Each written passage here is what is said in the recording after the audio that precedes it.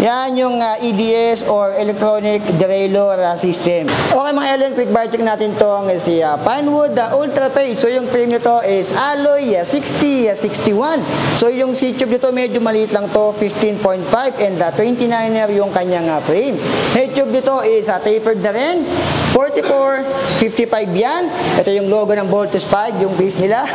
Yung cabling nito ay ICR dito sa kanyang left side ng down tube. Pakita nyo, isa lang yung cable niyan dahil naka-EDS yung kanyang RD dito. Dito naman wala siyang FD dahil naka 1x to. Kung pwedeng lagyan ng FD, pwede naman, meron doon. Ito naman ay 34 teeth, Halotech, may lago sa pababa sa modular Eugene dito, and Pinewood na rin yung ginamit dito, naka-direct mount yung kanyang chainring dito. Itong chain niya ay Dior yung ginamit dito, Shimano yan, M6100 mga elo. Yun yung ayon sa description nito ang Pinewood Ultra Pace. Dito, tayo pa batted, meron dito nakalagay, aluminum frame. Ito naman yung EDS niya dito. Tignan natin kung gagana mga alien. Ayan. Okay, gumagana. Yan yung EDS or Electronic Derailleur System. Gumagana siya. So yan yung wheel top EDS or Electronic Derailleur System. Ito yung kanyang pulley. Medyo malaki-laki yung pulley na dito. Meron siya nakalagay dito, EDS system. Dito naman 11, 50 teeth. 1, 2, 3, 4, 5, 6, 7, 8, 9, 10, 11, 12. So naka 1x12 speed, 11, 50 teeth. Yung hubs dito, parang Novatec yung pagkakabasa ko dito sa hubs ng ginamit dito. Ayan, alloy and silver na rin. Spokes, bilangan natin, 4, 8, 12, 16, 20, 24, 28, 32 ang spokes. Double wall alloy rim. Naka-press valve siya dito. Gulo na ginamit is Maxxis Recon Race 29 by 2.25. Ayan siya. Andun, medyo maliit. Ito yung 2.25. Siguro max na yan. Yung 2.25 na yan. Ayan, sa likod naman ito. Rotor, si standard 160mm rotor sa front and kanyang rear. Quick release and naka-post mount. Nandito yung Shimano niya ang brake caliper. Seat post, alloy, Pinewood 31.6, 350mm yung haba niyan. Naka-dual bolt sa dito, may pagka-back swift, and oil slick yung kanyang dito, yung railings. Upuan niya ginamit is Sagmit. Ito nga pala is Sagmit din, yung ginamit para sa kanya.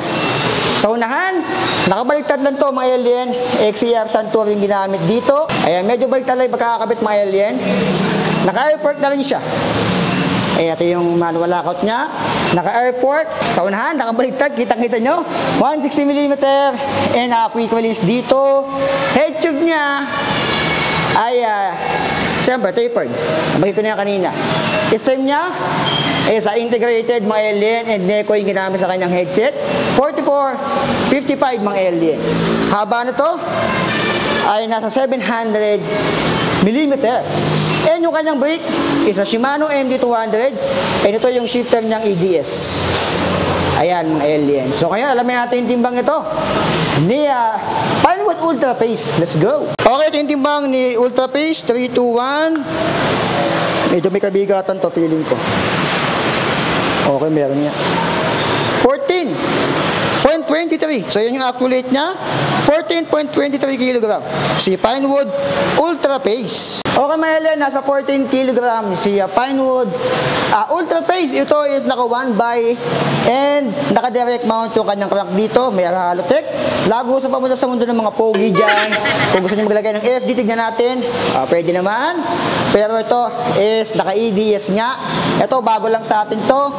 So kung gumagamit kayo ng EDS, kung nakapag-try na kayo nito, comment down below kung maganda ba yung shifting ito. Bigyan nyo kami ng review or ng dito, ng feedback sa EDS na to kung maganda nga siya. Kung paano nga pala kung dalawa ba to habang nasa ride ka. Ayun mga alien, yun lang. Dito na tayo, Sagmit, sprocket, and 1150 teeth, naka 32 yung holes, spokes niya 32, stainless, naka-press na valve, Maxxis Recon yung ginamit dito, 31.6, 350mm, Sagmit, wala siyang stock na ayun, meron pala, ito yung pedals pala niya, naka-connect na. Ayan. Kaya pala nag-14 siya dito. Siguro pag pinalitan nyo to, ng mas magaan na alloy, siguro pa, nasaan na lang to?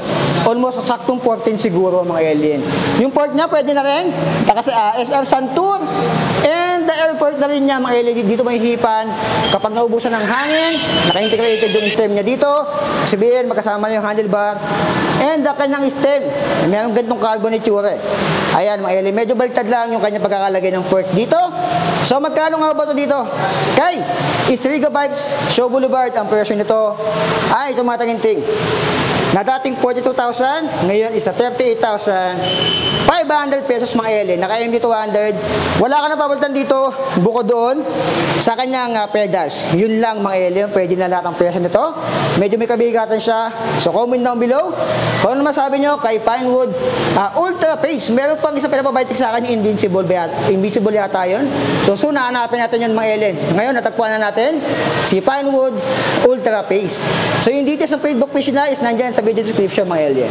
Okay, yan yung ating quick bike check dito kay Pinewood Ultra Pace. So ano masabi niya sa specs niya?